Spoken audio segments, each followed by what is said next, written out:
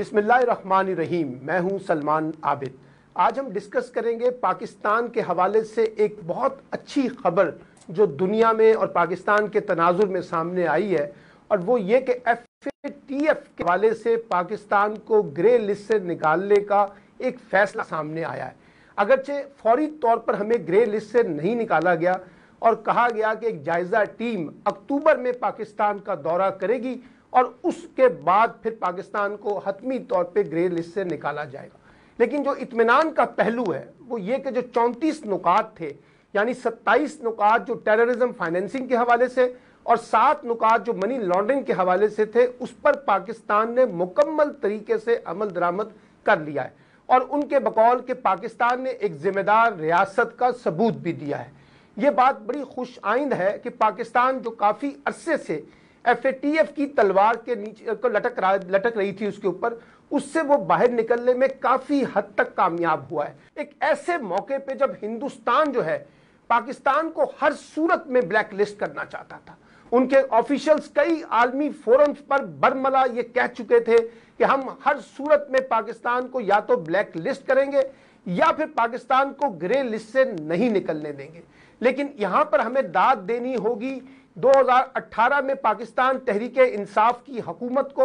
और ख़ास तौर पे हम्माद अज़हर को और पाकिस्तान की इस्टेब्लिशमेंट को, जिन्होंने दोनों ने मिलकर जिस तरीके से इन 34 नुकात पर अमल दरामद किया और बार बार वो तमाम सियासी, इंतज़ामी, कानूनी इक़दामात उठाए जो FATF के हवाले से नागुज़ीर थे। और ख़ास तौर पे GHQ के अंदर एक बाकायदा इसका सेल बनाया गया ताकि चीज़ों को बेहतर तरीके से मॉनिटर किया जा सके, और आज उसका रिफ्लेक्शन ये है कि FATF हमें शायद ग्रे लिस्ट से निकालने के हतमी मराहिल में दाखिल हो गया है। ये पाकिस्तान की सफारती महाज पे, डिप्लोमेटिक फ्रंट के ऊपर, सियासी महाज पे एक बहुत बड़ी, जिसे कहते हैं कि अचीवमेंट के तौर पर देखा जाना चाहिए। और यहाँ पर मसला यह कि खेल ख़त्म नहीं हुआ, ये समझना कि हमें इस पर कोई जश्न मनाना चाहिए, इससे ज़्यादा हमारे लिए चैलेंज और ज़्यादा बढ़ गए हैं, क्योंकि वो कुव्वतें जो पाकिस्तान को डिस्टेबलाइज करना चाहती हैं, जो पाकिस्तान को अदम इस्तेकाम से दो चार करना चाहती हैं,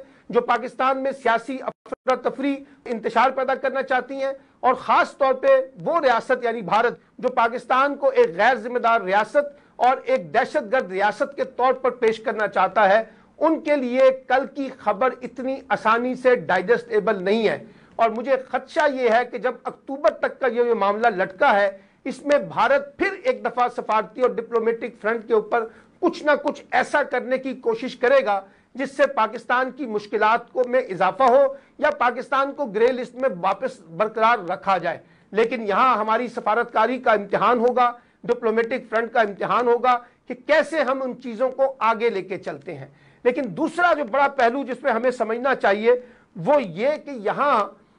अब एक दौड़ शुरू हो गई है, और दौड़ क्या है, ये किसकी अचीवमेंट है। कोई इसको फौज की अचीवमेंट कह रहा है, कोई इसको इमरान खान की हुकूमत की अचीवमेंट कह रहा है, और आज की जो 13 जमाती इत्तेहाद की हुकूमत है, मुस्लिम लीग नून और पीपल्स पार्टी समेत, ये इसे अपनी अचीवमेंट कह रहे हैं। हालांकि मैं तो इसको बुनियादी तौर पर रियासत की एक बड़ी अचीवमेंट के तौर पर देखता हूँ। लेकिन सवाल ये है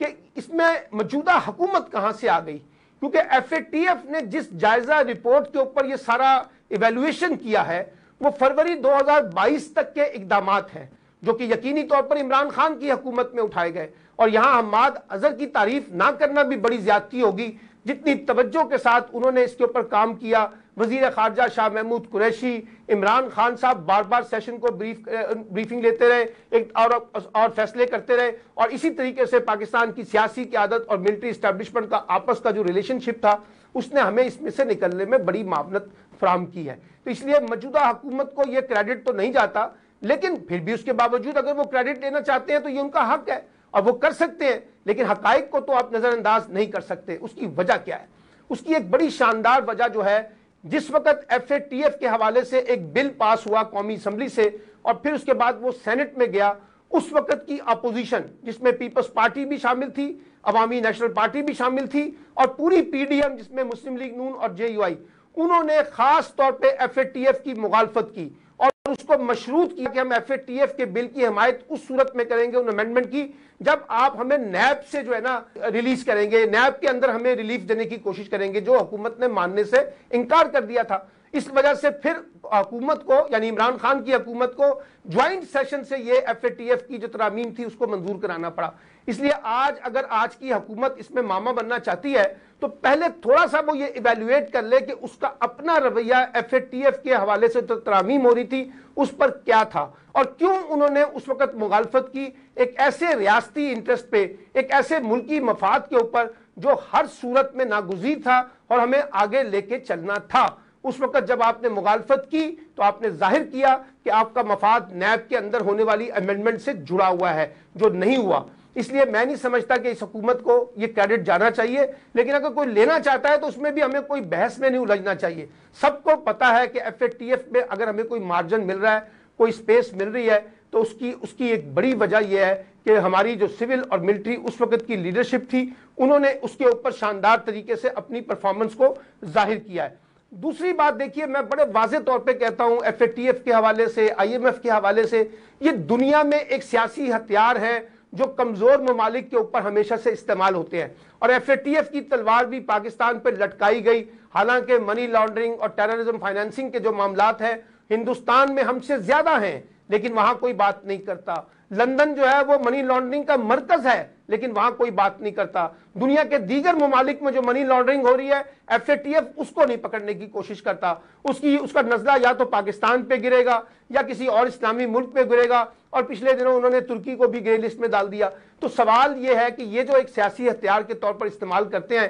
اسی وجہ سے ایک تلوار پھر اکتوبر تک ہم پر لٹکائی گئی ہے کہ پاکستان کو ہم جائزہ لیں گے اور اس کے بعد فیصلہ کریں گے۔ تو اس پہ میں یہ سمجھتا ہوں کہ پاکستان کو زیادہ افرمیٹو ایکشنز اور درکار ہیں، اور جو بھی گرے ایریا ہیں ان میں زیادہ توجہ دینے کی ضرورت ہے۔ پاکستان کی سیاسی قیادت، چاہے اس میں حکومت اور اپوزیشن ہے یا اسٹیبلشمنٹ ہے، ان تینوں کو ایک ایسا روڈ میپ بنانا ہے کہ اکتوبر میں یہ جو اپرچونٹی ہمارے پاس آئی جائزہ ٹیم کی، اس کے بعد پھر ہم فائنلی گرے لسٹ سے باہر نکلیں۔ لیکن میں پھر یہ کہنا چاہتا ہوں، اگر ہم نکل بھی گئے، اور ماضی میں بھی ہم نکلے تھے، پھر ہمیں دوبارہ گرے لسٹ میں ڈال دیا گیا تھا، یہ کھیل انٹرنیشنل قوتوں کا پاکستان کے حوالے سے جاری رہے گا، اور انٹرنیشنل قوتیں پاکستان کے خلاف اس طرح کے ہتھیار ایف اے ٹی ایف اور آئی ایم ایف جیسے معاملات کو استعمال کرتی رہے گی، کیونکہ مقصد پاکستان کے اوپر دباؤ بڑھانا ہے، مقصد پاکستان کے اوپر دباؤ ڈال کے ایسے فیصلے کروانے ہیں جو امریکی مفادات کے توقعات کے مطابق ہوں۔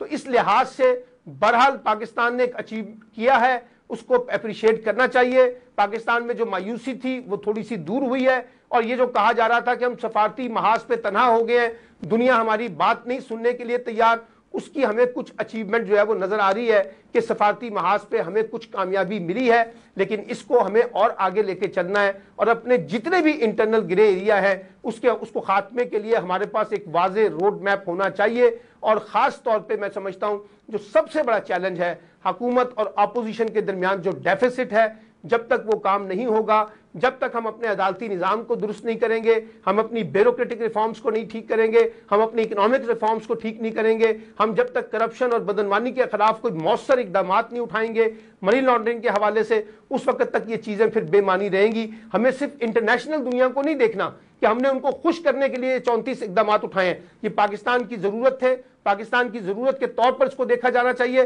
اور آئندہ بھی ہمیں اپنے اندر ایسے گرے ایریاز کو ایلیمینیٹ کرنے کے لیے ایک مؤثر، جامع، ٹرانسپیرنٹ پالیسی درکار ہے، تاکہ ہم زیادہ بہتر طریقے سے پاکستان کو ایک ذمہ دار ریاست کے طور پر پیش کر سکیں۔